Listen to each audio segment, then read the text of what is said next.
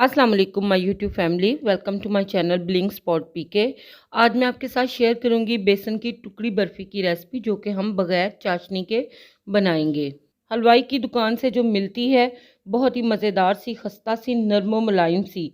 आप इसे perfect measurement के साथ अपने घर पर ही बना सकते हो।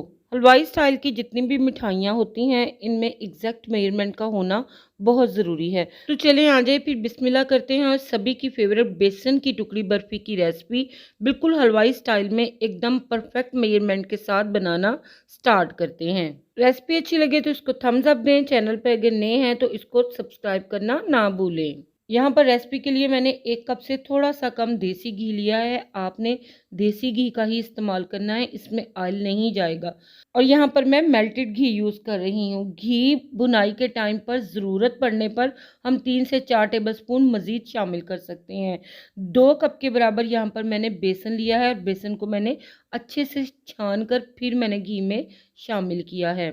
अब हमने बेसन की भुनाई करनी है। भूनने वाली जितनी भी चीज़ें हैं, ख़ास तौर पर मिठाइयाँ वगैरह, इनकी भुनाई हमने बिल्कुल लो फ्लेम पे करनी है। तो मुसलसल स्पून को चलाते हुए हमने बेसन की तकरीबन 20 से 25 मिनट के लिए अच्छे से भुनाई कर लेनी है। आप देखोगे कि जैसे ही हम बेसन को घी में शामिल करेंगे तो ये सारा घी एब्ज़ॉर्ब कर लेगा और बिल्कुल थिक फॉर्म में आ जाएगा। इवन कि इसको हिलाना भी मुश्किल होगा। तो जैसे जैसे इसे हीट लगेगी, ये भुनता जाएगा, ये बिल्कुल एक रनी फॉर्म में आ जाएगा। तो हमने 20 से 25 मिनट के लिए इसकी भुनाई कर लेनी है, जब तक कि इसका कलर हल्का सुनहरा हो जाए और इसमें से हल्की हल्की सूंधी सी खुशबू आने लगे। तो यहाँ पर देखो 20 से 25 मिनट की भुनाई के बाद बेसन का कलर भी चेंज हो गया है और माशाल्लाह से इसमें बहुत सूंधी सूंधी सी खुशबू आने लगी है और एकदम ये रनी फॉर्म में आ गया। तो अब हम इसमें शामिल करेंगे नट्स। नट्स में मैं पीनट शामिल कर रही हूँ, ये बिल्कुल ऑप्शनल है। अगर आपको पीनट या इसके अलावा कोई और नट्स पसंद हैं तो आप इसमें वो शामिल कर लें, नहीं तो स्किप कर दें। अब हम इसमें 1 कप के बराबर मिल्क पाउडर डाल देंगे, ये भी बिल्कुल ऑप्शनल है। इसके बगैर भी हमारी बर्फ़ी बन जाएगी, पर अगर हम इसे डालेंगे तो बर्फ़ी का फ्लेवर मज़ीद क्रीमी और रिच हो जाएगा। मिल्क पाउडर शामिल करके इसको मिक्स करते हुए 2 से 3 मिनट के लिए भून लेंगे। अब हम इसमें चीनी शामिल करेंगे, तो चीनी हम इसमें पाउडर फॉर्म में शामिल करेंगे और ये पिसी हुई 2 कप के बराबर चीनी है। ये बिल्कुल परफेक्ट मेजरमेंट है, लेकिन अगर आप मीठा कम पसंद करते हो तो आप इसमें 1.5 कप के बराबर पिसी हुई चीनी शामिल कर सकते हो। चीनी शामिल करके हमने इसको लो फ्लेम पे अच्छे से मिक्स कर लेना है, ताकि ये बेसन के साथ यकजान हो जाए। 2 से 3 मिनट पका लेने के बाद हमने फ्लेम को बंद कर देना है, क्योंकि हमने इसको इससे ज़्यादा थिक नहीं करना। और आप देखो कि ये पैन के बॉटम को छोड़ने लगा है और ऑयल भी सेपरेट हो गया है। तो अब हम फ्लेम को बंद करके इसको सेट होने के लिए किसी मोल्ड या किसी ट्रे में ट्रांसफ़र कर देंगे। तो यहाँ पर मैंने ट्रे में बटर पेपर लगाकर इसको ऑयल से ग्रीस कर दिया है। अब हम सारा बर्फ़ी का मिक्सचर इसमें ट्रांसफ़र कर देंगे। आप देख सकते हो कि कितना स्मूथ और कितना सिल्की टेक्सचर में ये मिक्सचर बनकर रेडी हुआ है।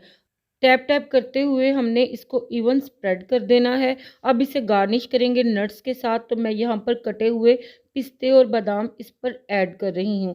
आप अपनी चॉइस के लिहाज से किसी भी तरह के कोई से भी नट्स ले सकते हो।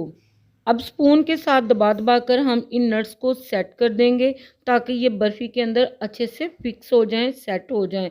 अब हम इस बर्फ़ी को सेट होने के लिए 3 से 4 घंटे के लिए छोड़ देंगे। तो यहाँ पर देखें, बर्फ़ी हमारी बिल्कुल अच्छे से 3 से 4 घंटे के बाद सेट हो चुकी है। अब हम इसकी कटिंग करेंगे। तो आप अपनी चॉइस से इसको डायमंड, स्क्वायर या फिर रेक्टेंगल किसी भी शेप में कट कर सकते हो। मैं यहाँ पर इसको स्क्वायर शेप में कट कर रही हूँ। आपको इसकी कटिंग से ही अंदाज़ा हुआ होगा कि इसका टेक्सचर माशाल्लाह कितना ज़बरदस्त रेडी हुआ है। कटिंग करने के बाद हम इसको डिमोल्ड कर लेंगे। तो आप देख सकते हो कि कितना इजीली ये डिमोल्ड हो रही है और इसकी शेप देखो आप माशाल्लाह से किस कदर ज़बरदस्त रेडी हुई है। आप यहाँ पर देख सकते हो माशाल्लाह से ये लुक वाइज जितनी प्यारी है, खाने में इंतहाई टेस्टी। और मेरी फैमिली की तो मोस्ट फेवरेट है ये बेसन की बर्फ़ी।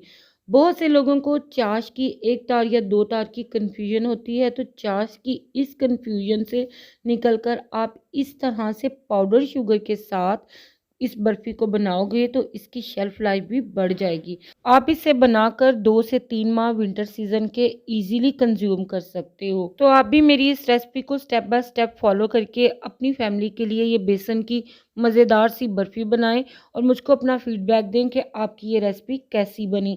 अगर आपको ये रेसिपी पसंद आई है तो प्लीज़ वीडियो को लाइक ज़रूर करें। चैनल पर नए हैं तो मेरी आपसे हम्बल रिक्वेस्ट है कि इसको सब्सक्राइब ज़रूर करें। मिलते हैं नेक्स्ट वीडियो के साथ, तब तक के लिए अल्लाह हाफ़िज़।